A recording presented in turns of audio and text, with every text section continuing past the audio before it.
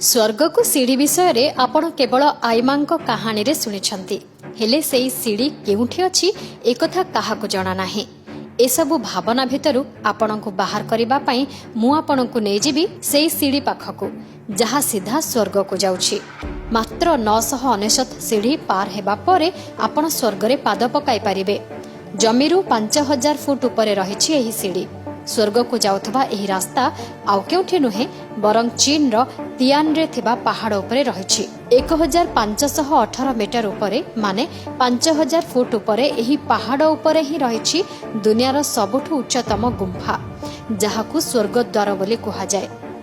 एते उपरे रहिबा कारणरु आपणको सेठारे केवल सफा बादल ही देखा जिवो जहाकू देखि एहा लागिबो कि एटा ही स्वर्ग को जिबार रास्ता। किछि लोक एहाकू अ गेट ऑफ हेवन बोली मध्य कहउछंती। एबे आसंत जानिबा एहार इतिहास कोन। 253 शताब्दी रे पहाड़र किछि अंश भांगी जायथिला। सेतेबेले एठारे एही गुंफा अछि बोली लोके जानिबा को पाइले। एहार लंबा 196 फुट 431 फुट रो उच्चता एवं 187 फुट चौड़ा हेउछि एही गुंफार। एही गुंफा अछि बोली केमिति जानिले समस्ते तियानमेन पर्वत पाखरे एक झरणा बहिबाकू लागिला जहा दिनकू मात्र 15 मिनिट पई देखा जाउथिला आ एहा परे बंद। झरणा केवळे गायब होई जाय केही जानि भी नाहंती। एबे किंतु एही झरणार ना गंध आउ नाही। एठारे एक बौद्ध मठ रहिछि जेउठेकू लोके शांति और ध्यान करिबा पई आसुछंती। तियानमेन पर्वत विषय रे आहुरी रोचक कथा भी रहिछि दर्शक बंधु। तियानमेन पर्वत विषय रे एहा कुहा जाय एठारे गुप्त धनर भंडार रहिछि। किछि लोक एही भंडार खोजिबाकू अनेक चेष्टा तो करिथिले हेले सफलता पाइ नाहंती। एही पहाड़ उपरे एक ब्रिज तयारी होइछि जहा दुनियार सबुठु उच्चतम ब्रिज अटे। जदि आपण आकाश रे चलिबाकू चाहुछंती तेबे एहाठारु भलो जगह नाही।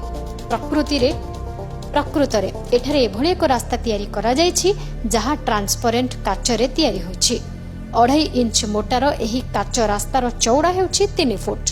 काचर एही ब्रिज 1430 मीटर उच्चता रे निर्माण करा जायछि। एही ब्रिज को स्काई वॉक भी कुहा जाय। जो माने हृदयरु टिके नरम बा कमजोर सेमानंको एही ब्रिज रे चलेबा संपूर्ण मना। कारण काचर एही ब्रिज बहुत भयंकर देखिबा पई अति सुंदर किंतु चालिले छाती धड़ धड़ हुए। एही ब्रिज रे चलेबा समस्तंको पई संभव नहे। एही रास्ता जेतिकी रोमांचकर सेतिकी भयंकर मध्य। काचर एही रास्ता 60 मीटर लंबा। तियानमेन पर्वत काहेकि फेमस जानि छंती एठारे थिबा भयंकर गोल गोल रास्ता पाई। प्रतिवर्ष कार रेसिंग रो कंपटीशन एही ठारे ही हुए।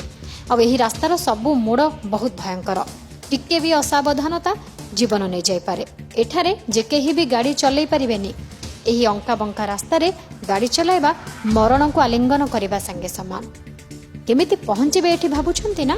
स्वर्गर एही द्वार पर्यंत पहुंचीबा पई दुईटी रास्ता अछि। गोटिए एही अंका बंका सड़क दे आपनको जिबाको पड़िबो, अन्यटी हेउछि रोपवे।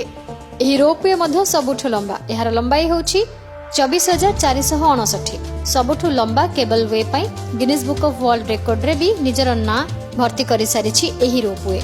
एही रास्ता को पार करि सारिबा परे आपण 999 सीढ़ी चढ़ी पारिबे आ आपण पहुंची जिबे स्वर्गर सेई द्वार रे जहा परे दुनिया केवल धड़ा धड़ा जहा परे दुनिया कोन स्वर्ग केमिति आपण अनुभव करि पारिबे।